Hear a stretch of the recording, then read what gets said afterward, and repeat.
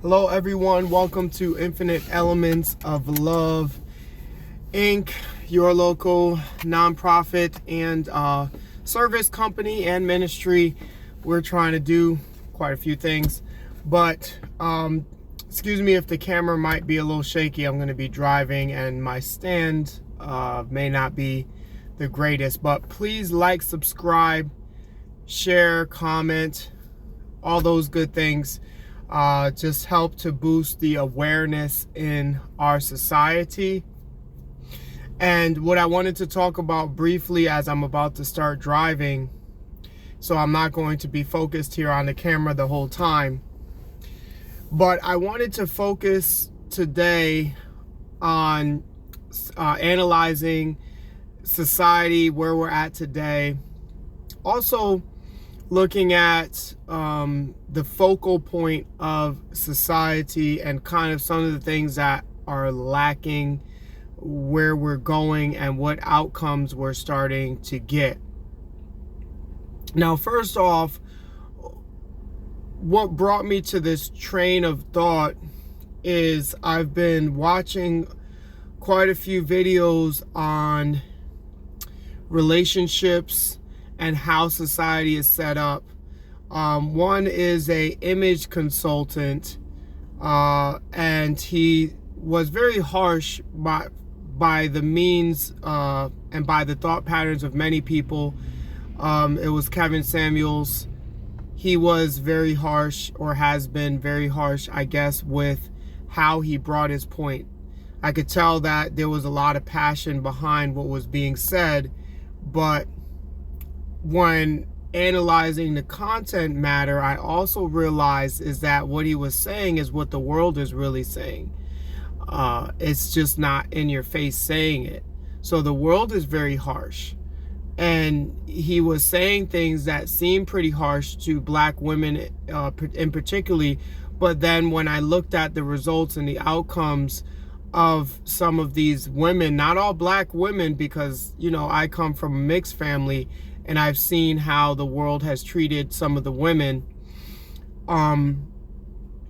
Retirement, even the best, I would say, my grandmother's in a good position retirement-wise. How elderly are treated, and this is a retirement state. I'm in Florida. There's a retirement state, so I've seen what results have happened, and it's not because women are dumb, unlike Kevin Samuels' thought pattern sometimes. It's not because women are there's a lot of things, I guess, he thought about them, and he kind of put it off on women when it wasn't really their fault. Now, with that being said, that doesn't mean that society cares. So whether they knew it or not, whether they were ignorant to the facts or not, society didn't care, and doesn't care. And how you're going to be treated in society as a single woman or a single mother, that's something that we can fantasize that everything's going to go okay, but society doesn't care. So whether you are ignorant or not, some of these programs, which we saw in the Trump administration, were dialed down, where unemployment, where government assistance, there were some regulations put into place, and a lot of those were dialed down. Food stamps, those things were dialed down, and people had to readjust their thinking, because the government was not going to be willing to do what it had done for so long. And then we also have had some concerns in light of the Social Security, which, by the way, is very minimum. When I'm looking at retirement, having a grandmother in a retirement home, I can see the amount of money, both from her retirement and her Social Security combined, and still she barely gets by with the pricing of a not super high quality, but a very nice in my opinion, it's a very nice place, good place, what she was able to afford. And she stayed with me for quite some time, which did put me behind a little bit when it comes to my own strategies and success and schooling, things like that, that I may have not had a time to do due to the fact that you were caring for someone else. However, with those things being on the table, with all of that being said, this is not a woman or a man thing, unlike Kevin Samuels talks about how, you know, he puts so much on the woman, specifically the black woman. This is not a woman or a man thing. This is a society thing. This is a society thing. Do we need women? Yes, absolutely. We need women because they draw the community together. There's so many things that the traditional woman can do. I definitely agree with that point. But it's not specifically has to be their fault that things are not going well. It's on both sides. Now, men are the leaders biblically, on a biblical standpoint. Men are the leaders, so we can blame the men as well. But every leader needs a subject. So it's kind of dual responsibility. I can't just say that just because the men are leaders, that it has to be 100% their fault. And I can't say that, you know, because the women aren't subjecting themselves to men and having, you know, children and families, I can't say that it's 100% their fault. So literally, we would have to take either 60-40, you know, 60 being men, 40 being women, or even 50-50 responsibility for the way society has gone. And the reason why I say that, we're talking male and female aspects of humanity, is because nurturing, no one can really, it's kind of hard. Men can't really, no offense to the men, but they just don't nurture like women nurture. You know, it's just so different coming from a place of need when someone's nurturing you and giving you, I saw this in my grandma a lot, they're giving you love, but based on a understanding and appreciation of who you are as a man and what you provide. And that unique dynamic cannot be duplicated by a man towards another man, or a man towards a woman. It just is that process and that unique way that God made it. It just can't be duplicated in that way. A woman who says, hey, I need help. I was talking to my sister just recently about this. I'm going to get driving now. And a woman who says, I need help, and then she's so kind, she brings you in, hey, would you like some hot cocoa? Would you, you know, it kind of melts a man's heart. It really does. That type of nurturing, and then she wants to give you a hot meal. She's doing, you know, she's doing the best she can with what she has. And she needs you to mow the lawn. She needs you. And I saw this. I saw my grandmother take on more of a traditional role as she aged. When she was in her normal lifespan, she had to take on the role of a worker because that's what society had put on her. But let me not go off on a tangent here. I'm going to get back to the main point, so that way this video doesn't run super long. So our society has really put money as a focal point, and capitalism has kind of driven that train of money as a focal point. However, what my questioning is in this situation is, does this focal point create better community? Does it create a good, even a good community? Does it create a moral community? According to what we've seen so far, divorces have gone up tremendously in our community. Some of the top issues have to do with morality, especially if we're going by the biblical standpoint, which traditionally for this country was the standards that we do go by, was the biblical standpoint. If we're to look at how we care for our elderly, how we care for our homeless, how we care for our outcasts, and is it every man fend for themselves? Is it more of a individualistic society, or is this more of a community society? Now, as far as my family dynamic, it's kind of, it was a broken family, so I can't say for every single part of society, but as far as from what I've seen, is we as a family were more individualistic.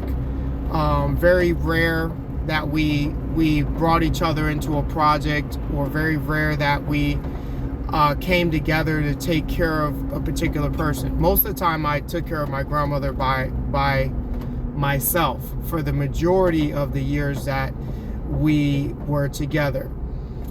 Now, when it comes to the entirety of our society, I can only go by statistical data and by what I've experienced outside of my own community in large. And so, not by no means in this am I saying that I am the end all in all position of society, that I see every single thing, all seeing eye about our society. But this is for you as an individual to take a look around you and see what kind of mannerisms you've had, not just within your own family, just as I had to explore outside of my own family, knowing that my family is not the end all of every situation, and that it coordinates with every single situation. So do the research and take a look, and some of the breakdowns in our politics, some of the breakdowns in our society, and to which what is the root of those breakdowns. That's kind of where I want to look at this from a analytical standpoint, analyzing what we see, not just what we hear, and yes, looking at the statistical data as well. But this breakdown that has occurred, again, this being a society that has been based on money, so I'm considering that, okay, the society is based on money, but has that made us work any harder? And do the people who work the hardest and put the most into society, are those the ones who are actually reaping the most benefit? According to what we're seeing, that doesn't seem to be the case. The rich and famous aren't always the people who are working the hardest. They might have a talent, or they might be connected. And again, if you're connected to money, then that gives you the ability to make more money. Now, with all of that being said, and I have some business calls coming in, so I'm not going to be able to continue too much longer in this conversation. But morally, we see some societies who are less money-based, because we have a work day. And I talked about this as well recently. So you have 24 hours in a day. You give yourself 8 hours to sleep. You give yourself 2 hours of personal time. That's bathing, brushing your teeth, using the bathroom. For some people, it takes more. So I'm just giving maybe a little extra time. So that's 10 hours there. You give yourself 8 hours to your work day. That is 18 hours there. You give yourself 1 hour of travel time. We're just going to use that as an average. Some people more, some people less. That's 19 hours right there. This leaves you with 5 hours left in your day. You still have to eat and spend time with the people you love. So you have 5 hours in your day, each day, at least for 5 days a week, that are what we can call disposable time. So our society, if 5 hours is based on community, if 5 hours is based on family, if only 5 hours is for you to come together, and then you have this weekend, so to speak, which again, you still have to take the personal time, you still have to take the sleep time, and then you still have to take as well any eating time or whatever the case might be, right? So you might have on the weekend obviously more than 5 hours. So what you do with this time, is it communal? Although, is society set up to where there's something that's going to bring you together as a community? And many people have asked this, do you know your neighbors? Do you know their name? Do you know their children? Do you know your community that you live in? How long have you been in that community? Do people stay in one place as long as they used to? So we have inflation, we have all these other things that are pressuring society, but do we have the dynamic or the understanding to actually go to the root of that and restructure our society to be more community friendly, to work together? When's the last time you worked on a project outside of work with your community? For some people, you might be like, oh, I do that all the time. But is that a norm that you see with everybody? Is that something you saw when you were growing up? Again, these are questions that I'm putting out there to kind of show, okay, is our society, is basing our society on capitalism or money? Where's the end of this conversation? What is the outcome of this? From what I'm seeing, people's outcomes are not the greatest, and this is why I brought Kevin Samuel in as an example, where he was an image consultant, and he was very harsh to a lot of people. That's why they didn't like him. But he brought up a lot of realities in society, that our society is set up so that couples can survive, not individuals. And I don't know if you see that as a problem or not, but whether he was harsh or not, society, he got his ideas from somewhere, and that is society. And society is, again, as far as I can see, with the people that I have dealt with here in the retirement state, unless they have a lot of money, they are not in a good position in the society. And they need government assistance. They need a lot of government assistance. Even my grandmother, who has decent retirement, and she's actually set herself up for success, even with her, she still needed government assistance to continue in society functioning. So from that information, this is just some of what I've gathered. Whereas I look at some other societies that are more communal, more community-based, where I see that the parents, or that the children take care of the parents. I couldn't get a lot of assistance in that as well.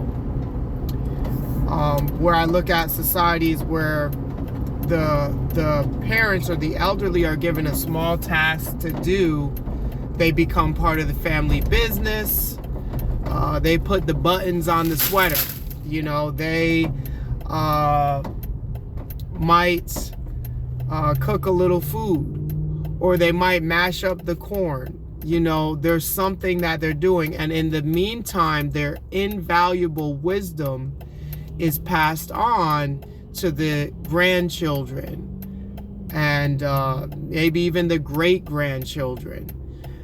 They may take a few moments, and not that they can watch the kids, but if you're going to, you know, pick up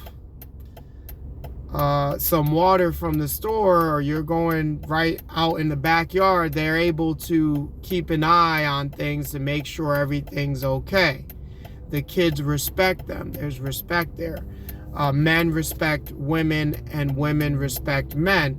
These moral codes that you have to put work and time into. And the community works together. Everybody knows everybody. Now, I'm not saying, and I'm just looking at certain societies, I could say from what I've seen from an external factor, because obviously we have videos nowadays. I see this happening in the Asian culture sometimes. I see this happening in the Spanish culture, the Mexican and other Spanish countries, where you take on your mother-in-law, your in-laws. And my wife was kind of from, she was from Central America. I say was because we're not together, but from Central America, and I saw that their ideology was more community-based rather than just money-based. Money is something that is important, but to them as well. But I want you to ask yourself these particular questions. I'm just putting these questions out here on this video because we have a patio talk. We're probably going to move into something else. We want society to be a little bit more educated about the moral principles that can change our society and can change the way that we live and think and how we connect with each other. Because what we're doing is we're hiding our vulnerability. So the elderly, the homeless, you know, those are vulnerable people. And they're very submissive at that age to ensure that they don't want to be a burden. So they'll do what they can, but we as a society know that they can't do much. So I see a lot of people just put up in elderly homes because, well, it's money. And then the elderly homes, they're very expensive. These are just things. These are just some things of society. I can touch upon other things. But then that submission is lost because vulnerability is being hidden. You know, whereas women are vulnerable, but society doesn't want to allow them to be vulnerable. So you got to be this warrior princess, you know. Pregnancy, you know, oh, you could do it, you're fine, you know, you're good. Pregnancy, you could keep working while you're pregnant. All the stages that make you vulnerable, you know, they don't want to acknowledge that and allow women to be vulnerable. So now they're thinking they have to be like men, and then again, that's where you get a lack of that kind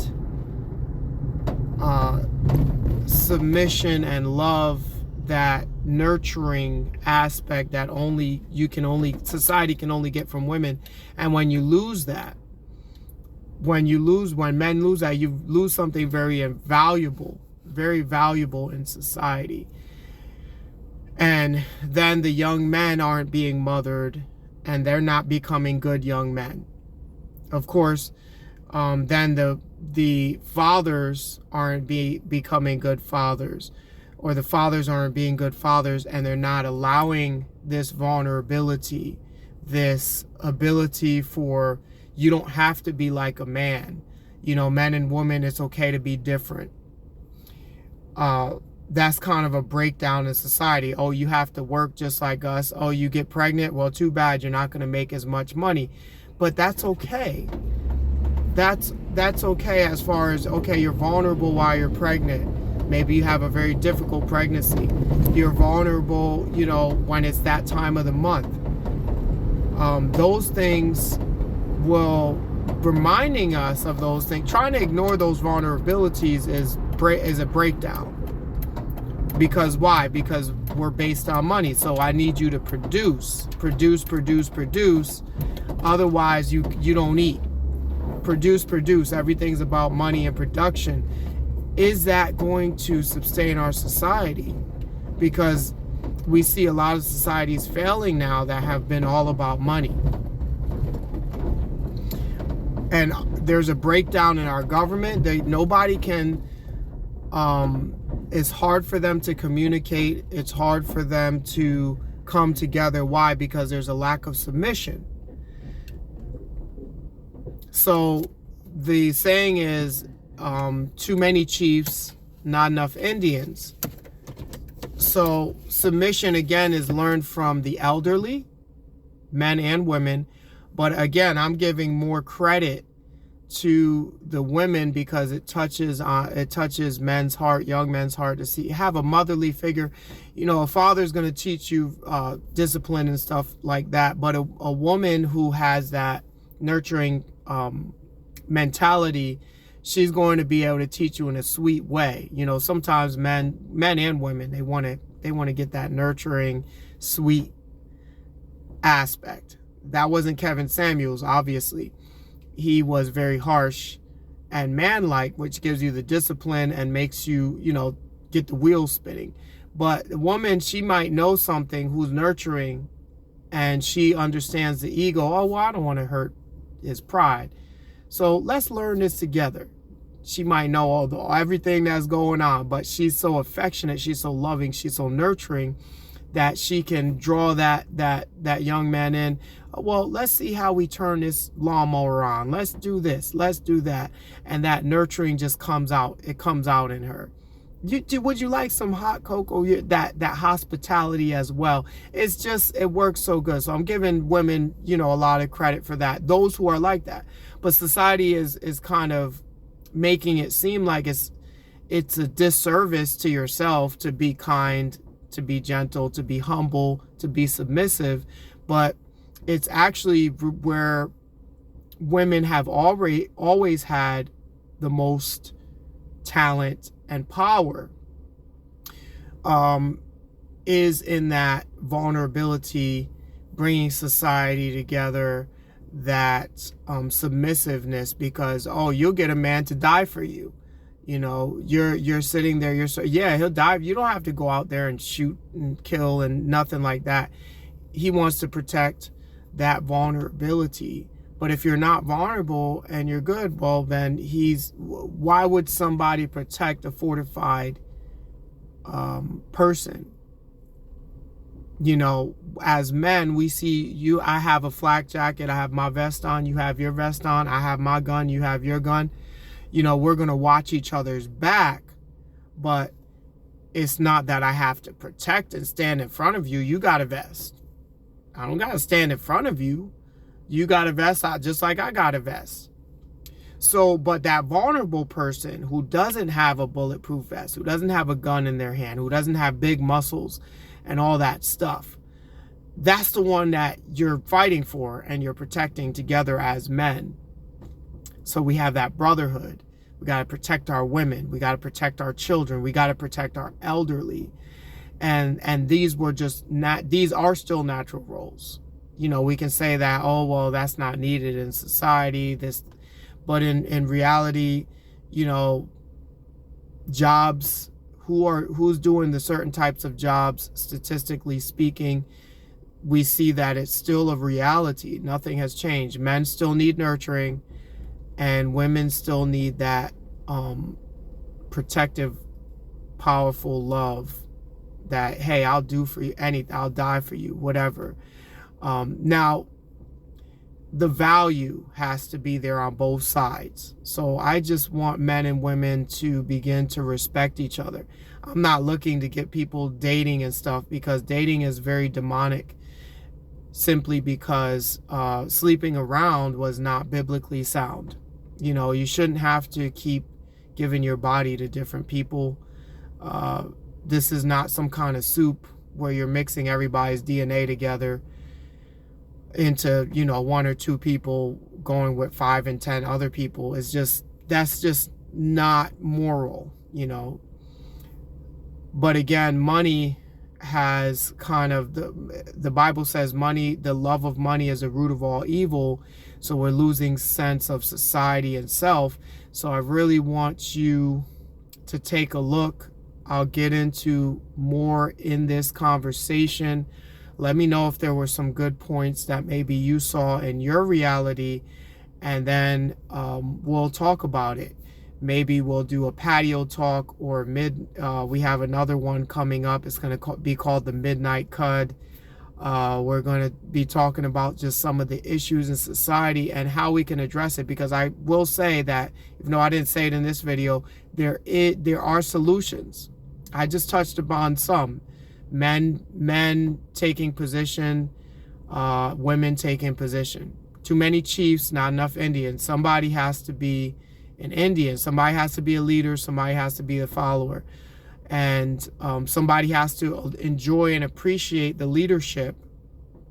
And somebody has to enjoy and appreciate the submission. There has to be both. So wherever you lie on that total pole, whether you agree or you disagree, again, I'm just going to look at society and some of the facts, and you can tell me if you think that your thought pattern that you've grown up with, you've been raised with, if you think that's working in our society now. And what communities do you see that are stronger when people are working together in their roles, growing as a community, knowing one another, and really having more fulfillment? Because living is one thing, surviving is one thing, but having fulfillment and love to the end of your days, that is something that's, you can't put a value on. It's just way beyond value. One of the sayings was, Kevin Samuels was, die alone, you know, and this is true for so many. I see that, you know, I visit my grandmother, but the rest of her family doesn't. Part of it is because of her past, is she did have an individualistic mindset. That's how she was raised. So part of it is because of that. Definitely, she may have not put as much time and effort into the kids and those relationships. However, with that being said, we as a community still have the ability to turn our hearts back towards God, and those vulnerable people who have fallen victim to different demonic forces and confusion, we can still love them. We can still visit them, you know, and we can kind of see the position, what happens at the end of our lives. It's a vision of what's going to happen to us one day, and how we can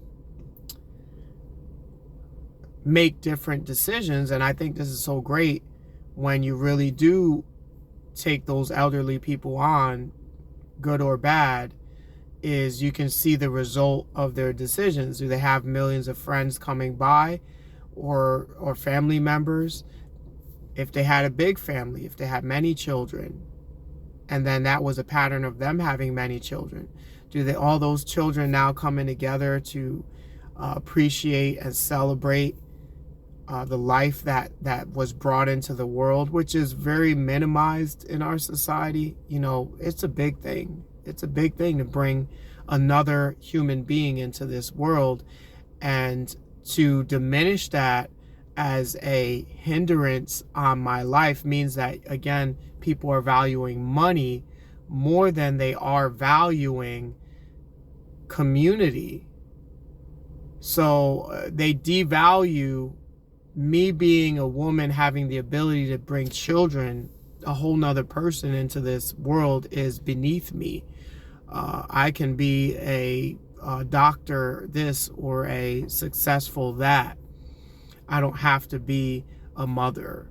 I don't have to be, I mean, you don't have to, but why do you think your position as a doctor is greater than the position of the woman who brought 8 people, 9 people, or even 3 or 4 people into this world. And so you're a better woman than her, who brought however many people into this world, and she's beneath you because she's taking care of kids. She's bringing up the next generation. She is adding people to the community that are going to be possibly successful, possibly be the husband and a wife, or possibly be a president. She's raising them to be a good man or a good woman, and you think that's less valuable than the woman who has a PhD and is a doctor, and that's what they're saying is more powerful? You think that's less valuable of her having a loving family, which is going to fulfill her heart and fulfill her life, of them appreciating and honoring her? So what do you get as a doctor? You get a reward. You get an award for maybe an award for being a good doctor, but mainly what you get is money. Money. That's what you get out of the deal. So I don't know where this demonic force is saying that women are less or beneath because they're a housemaker or they're a wife and they're bringing life into the world, and that's beneath. That is less than, because she doesn't have to be the leader, because she doesn't have to make a whole bunch of money, because she doesn't have this millionaire lifestyle or career, which, by the way, there's less than 10% of people who even have that statistically. So you may be reaching for something that you may not be able to achieve.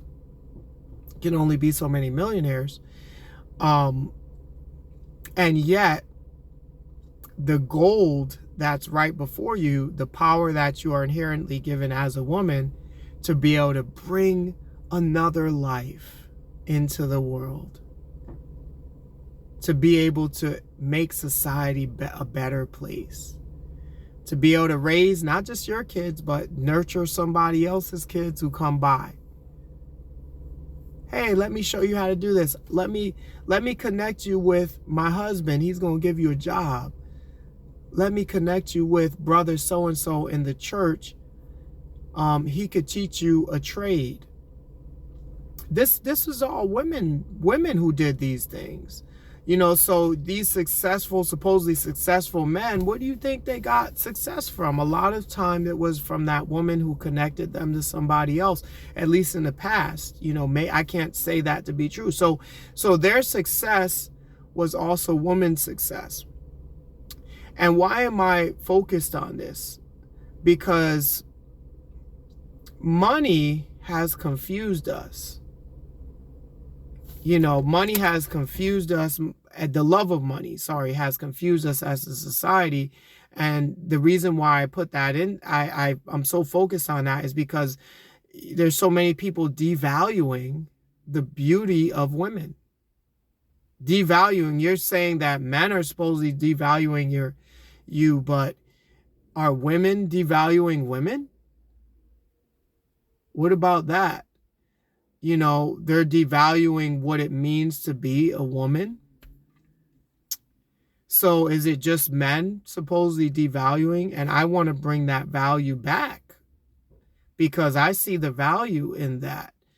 And if supposedly men are the perpetrators of this devaluing of women because they place them as a housemaker, or they put them in that role, the question is, does the shoe fit? Are you more valuable in that role, or are you more valuable as another man? Just make the money, bring the bacon home. And then that goes to put on men how valuable, is our value in just making money? And it's not. Our value is not just in making money. We have much more to bring to the table, protecting, fathering, and our values should be leadership as well within the work world, and at the in the family aspect of um, the resources.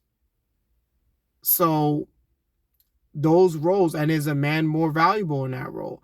Now, is a man more is a man going to be more valuable building the house, or is a man going to be more valuable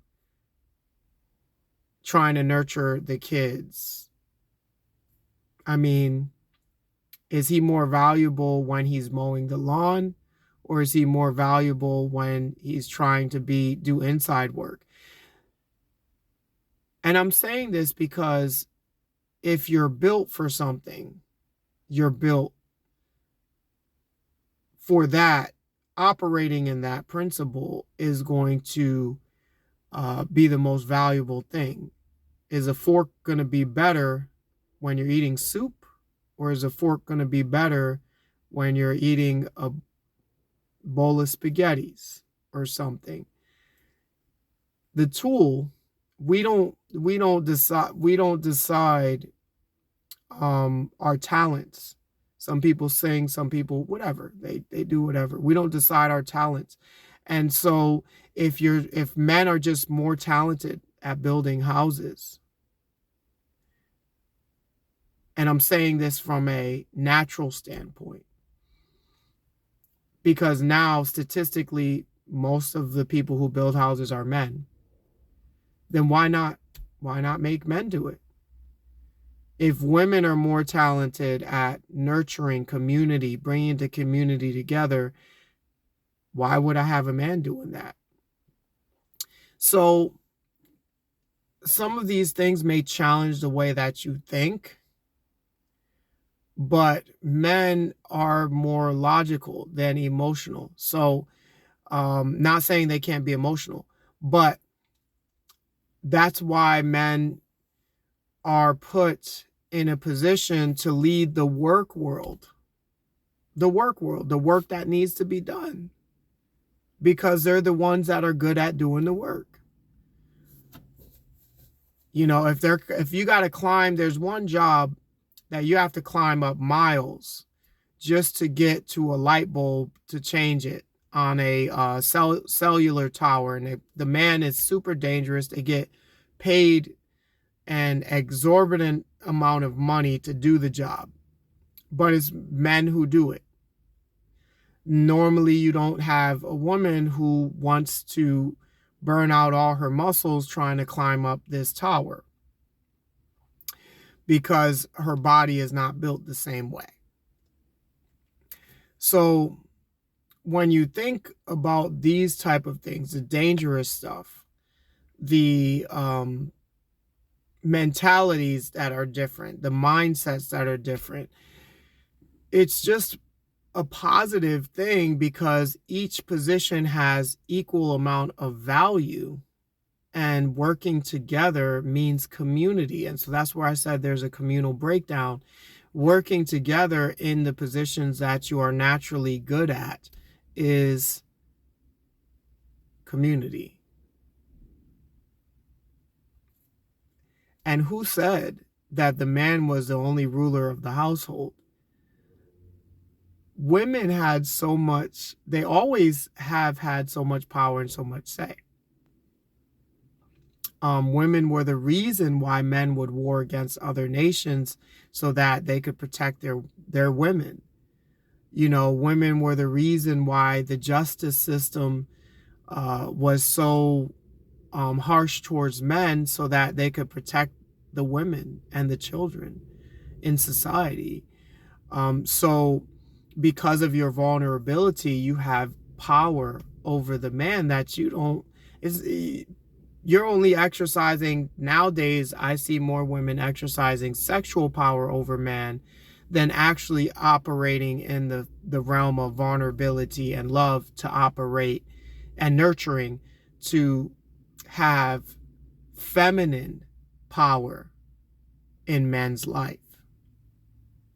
Because a man is willing to do so much for you if you give that feminine energy and that feminine power. You have way more power. I don't agree with the narrative that a beautiful, powerful matriarch woman who've had however many kids, brought up lives into this world, nurtured our society, and I'm supposed to believe that she's less than some woman who's been working her whole life, and maybe she hasn't even had any kids and hasn't even used any of her women's superpowers. That's a superpower. That is a superpower. You're bringing life into this world. And you think that being a doctor is better than you adding life into society, which is going to keep society going. There's nothing you can do as a doctor that's going to top what that woman has done by bringing another life into this world. So while you're being a doctor or whatever millionaire singer you want to be, as far as the more modern take that people have on society about money, that woman who's there producing 4, 5, 6, 7 children, however many children, doesn't have to be that many. She's bringing a whole nother person. They're making a whole tribe. And maybe you never have any children, or maybe you have children, but you don't bring them up because you're too busy doing your career. So the nurturing and the love that they missed out on, they never become as productive as the other woman who took time and nurtured them. Their life may even become productive for the woman who's a career-driven woman. Her kid's life, as long as there's a father in the house, mother and father, may be very productive. Statistically, it shows that they can be. But are they going to be fulfilled? Are they going to have moral values? Are they going to be connected? Are they going to bond to society? And those are the questions that you should ask yourself. Now you can say, oh yes, of course. I have a great nanny and I have all this. And, money can buy some of those things. But the bond of a parent is the bond of a parent, and we see that psychologically speaking, people are more geared towards their biological parents, no matter how good of a nanny or a teacher or influencer or mentor are in their life. Their biological parents have a very, very strong say-so in their life. So I just want to kind of leave it at that for now, getting the conversation started. There just was a lot on my heart in regard to Adam and Eve, how God created us to be. And I speak a lot because God put it on my heart to reach out to people. And he sent me to reach out to people. It's not something I used to do. So I pray that this message will get you thinking, get your wheels spinning, and reconsider some of the stereotypes that they had about women, some of the stereotypes that they may have about men, and like the positions, trying to make it seem like they were less than or something. I don't agree with that narrative at all. And what they call liberation,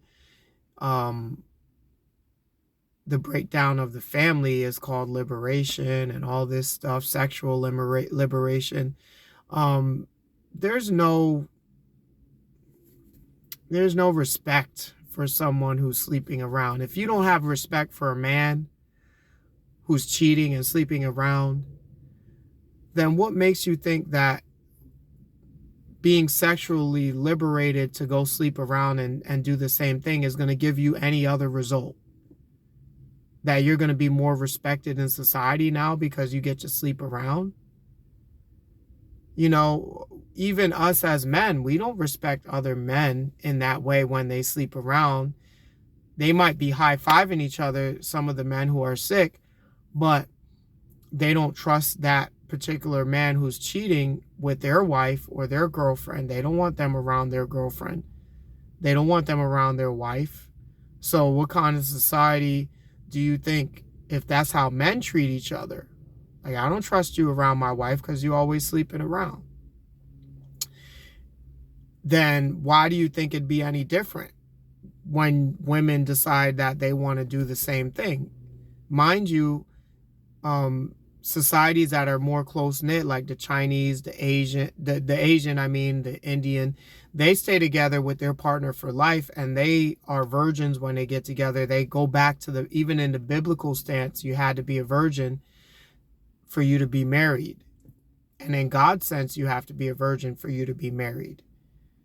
And so none of those principles have gone anywhere. Just because 10 to 20%, maybe 25% at one time, but of men cheated does not mean it, and this is because of a societal thing. The lack of nurturing and respect for women does not mean that 80% of men cheat. So look at the statistics on that. I talked about this recently too. So take your time, look at these statistics, and note that this liberation thing and this, we've been held back sexually, we've been held back this way, we've been held back that way. No, your power was in having a sound mind, and your power was men who cheat, they don't have extra power over you. Men who work doesn't make them better than you. Doesn't make them more vital to society. Both parts are more vital, because without women, there's no man, and without man, there's no women. Both parts are vital. Both things are important. So, and I'm addressing this because I want to put the value back in women. There's a feminist movement that really, quite frankly, about this sexual liberation is demonic. This dating is demonic. This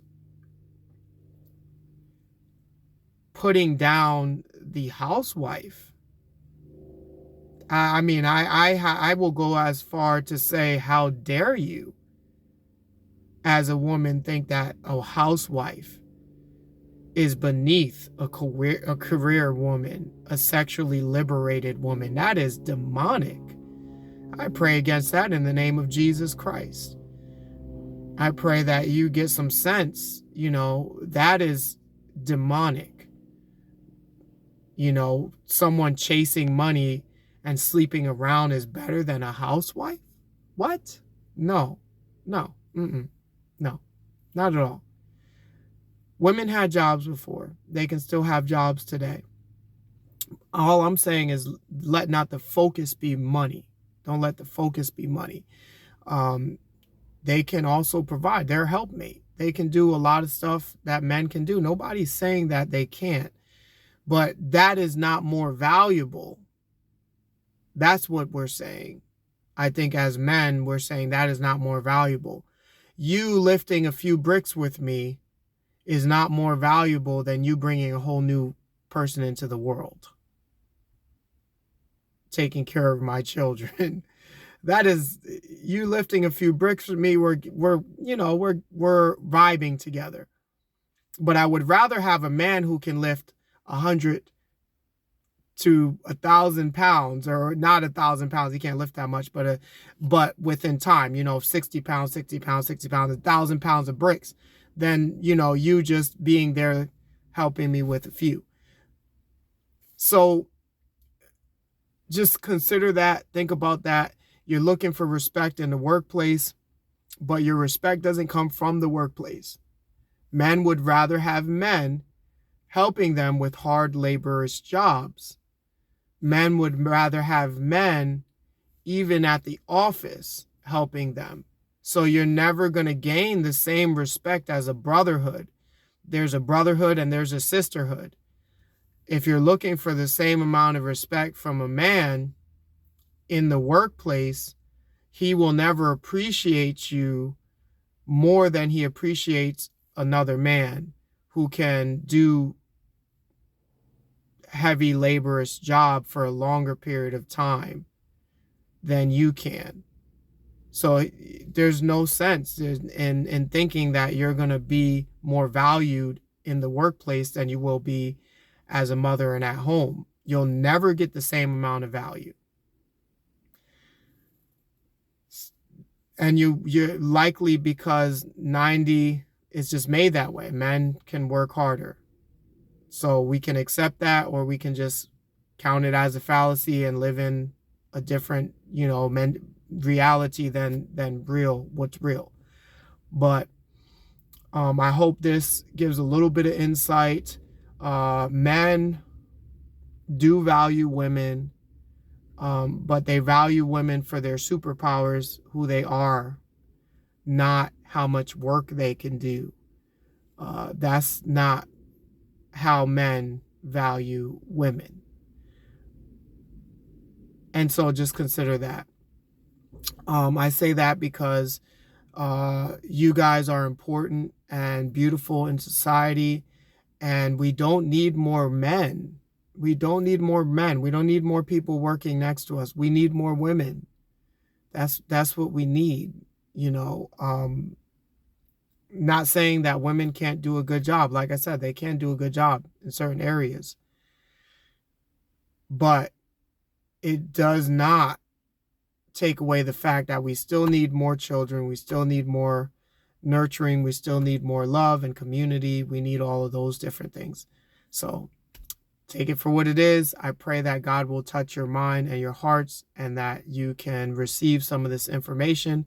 Obviously, I'm not trying to be harsh. I know that there are men who have been, like Kevin Samuels, who has had a harsh way of saying these things, but I'm just coming from more of a spiritual background and seeing the value in other people and the value in different aspects of life, and cherishing and upholding and lifting that value up so that you can see the value in yourself and not put a different value than God has already given you, because God inherently made it that way, and it's extremely valuable. And, it's extremely respectful. You get a lot of respect. Anyway, have a blessed one. Talk to you soon. And I hope you stay tuned for the next videos.